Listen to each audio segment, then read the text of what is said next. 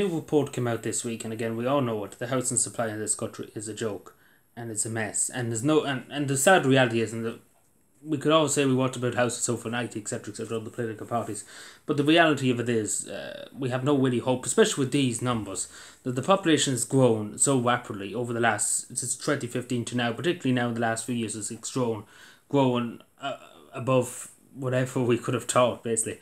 So at the moment it's 4-1. What that means, one person, for every one person in the state, for every 4 people in the state, take for example, one person has a property, has a place to rent, has a house. 3 people don't. 3.8 I think it is. So basically now odds are going to keep going up and up and up and up and up.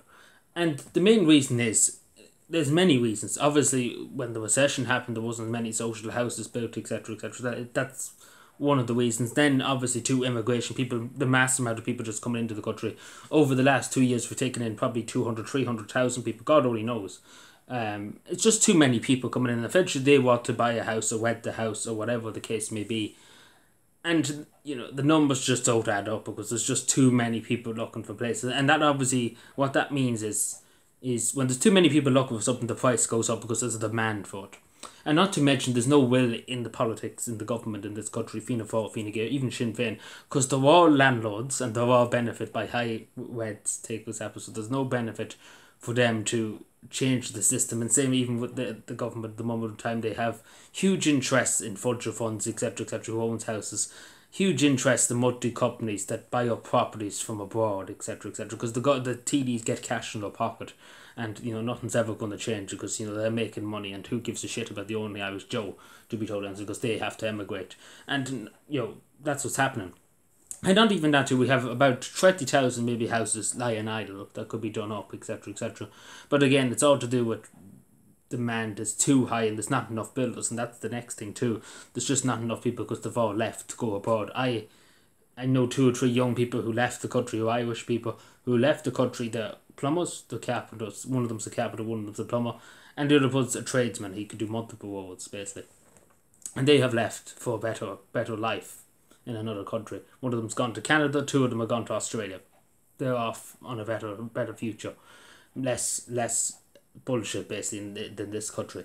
And they're off never to return, and they're only in the early 20s, same as myself, and they have no hope. And these have good jobs too, just to say, because again, you can't find a plumber in Ireland, take for example, for love of money.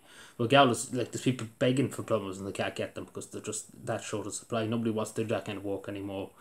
Not even that, you know, it's a lot to pay for a plumber nowadays because there's so little plumbers. But not even that, the government fucks them, obviously takes a huge amount of money, and the same as they usually do with everybody, fucks everybody over.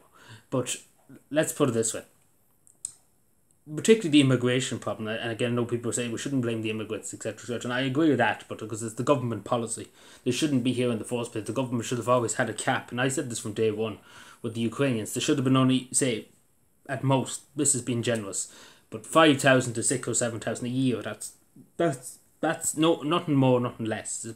Well, maybe less, but, you know, nothing more than that. And that would have been fine. And I think the majority of Irish people would have been happy enough because that's maybe sustainable. At the moment, the floodgates are open, you know. So how is that sustainable? Because it just keeps going. The cycle, there's 800 people turning up on our show every week from Algeria, from Timbuktu, from here, there, and everywhere. There's 800, maybe 900, sometimes 1,000 a week. And how can a small country that, again, this ratio is insane, 4-1, you know, eventually it's going to go from maybe even 0 point something to about 15. In 4 years' time, I'd be sitting here saying it's 15 now to 1. And that's just a simple reality because it's just insane. Like, even the social housing targets, they're talking about 20,000 affordable homes, social housing homes, different homes, this, that, the other, done-up homes, etc., etc. So far, the numbers we have since April is that only out of social housing, they're talking about 20,000. We're talking about bringing in 20,000 because that's what the state would need. I think even they said it's about 40,000 homes a year to keep up demand, and not a hope 40,000. So the government demand this year was 20,000 homes, and to put it lightly, the first 4 months of the year, there was only about 200 and something homes done from affordable houses, social housing. Basically, long story short, we're off 20,000. Not a hope hitting that target. At most, they maybe might hit 3,000-4,000. At most, that's if on a good day. But long story short, not a hope because that's only 200 houses built in 4 months. And this is the thing: it takes time to do up houses. It takes money. It takes a lot of effort, it takes a lot of manpower. It's just the manpower is not there. There's loads of money there, of course, but there's no manpower there because all the people are leaving to go abroad, and that's the sad reality. What's causing loads of people to leave is just they can't afford to even pay rent, and not even to buy a house. They can't afford to even pay rent in the back end of nowhere. There's people in Cavan in the back end of nowhere paying thousands a month.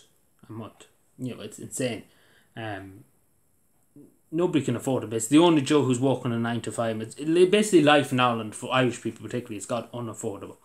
And it's the immigration policy of the state too, just having an open borders kind of policy, which is just let everybody in basically, and it's insane because it's just too big of increase in the population too rapidly for public services. And again, this is to do with public services. Public services can't keep up.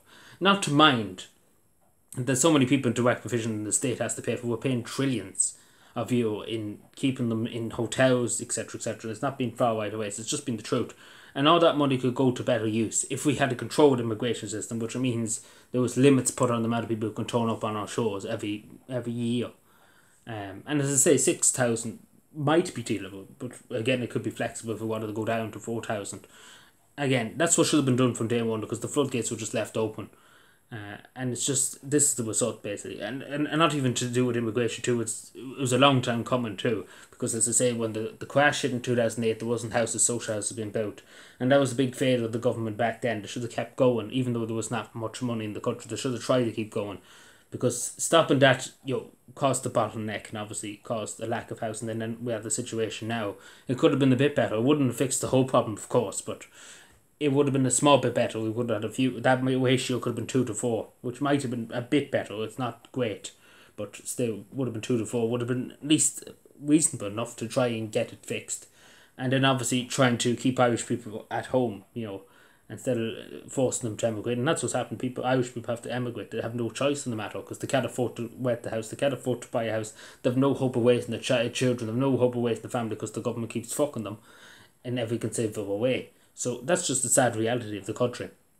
Until we address, this is the main thing, whatever about anything else, is that people have a place to go, to sleep, to live in. That's the main function of society, that people have a place to live.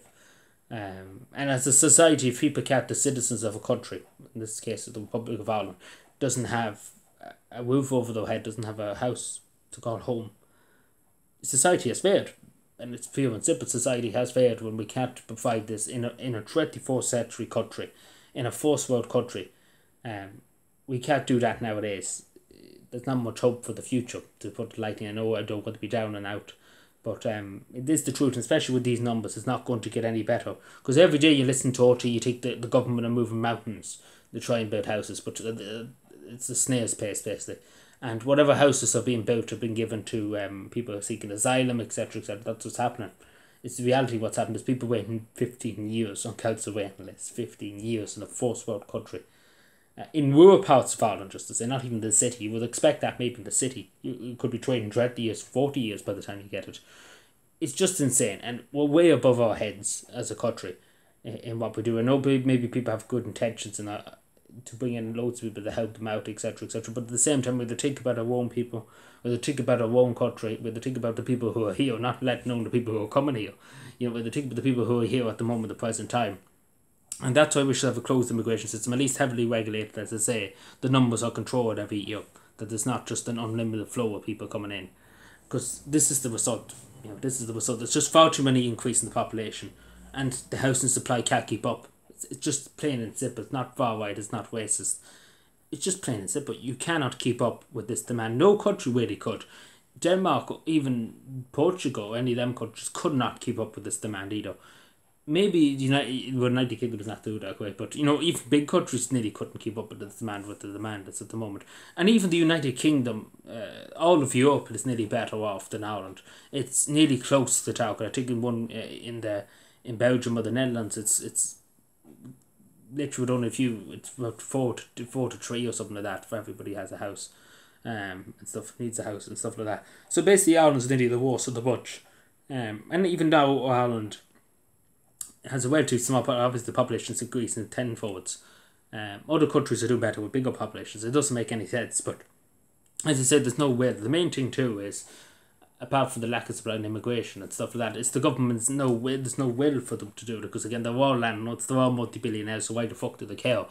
And not to put it that too, they're getting paid by the future funds. They're getting paid by the banks, etc., etc. The money being made behind the scenes, and the government have the TDs now that have a stake in private investors from Sweden, etc., buying up all the properties, and they'll get a few cash in the back pocket, and patting the head, told to be quiet, and the usual crack.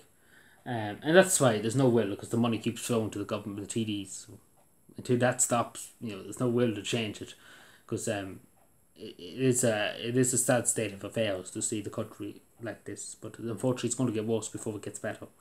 And it's unfortunate that so many people have left our country to seek a better life. Again, they should be here, but it's the fact that they can't have a life. They can't have a life because all their wages are going to pay the rent, and it's a sad reality for a country that fought for its independence less than 100 years ago, more than 100 years ago. I hope that the world of the country would be a better state, but there's arguments about it. It was better back then, or it was better today, to be totally honest with you. Because I don't think they ever enveloped that this country would be in the state it's in today. The people who fought and died during the Easter Rise and during the War of Independence, I never thought they could see.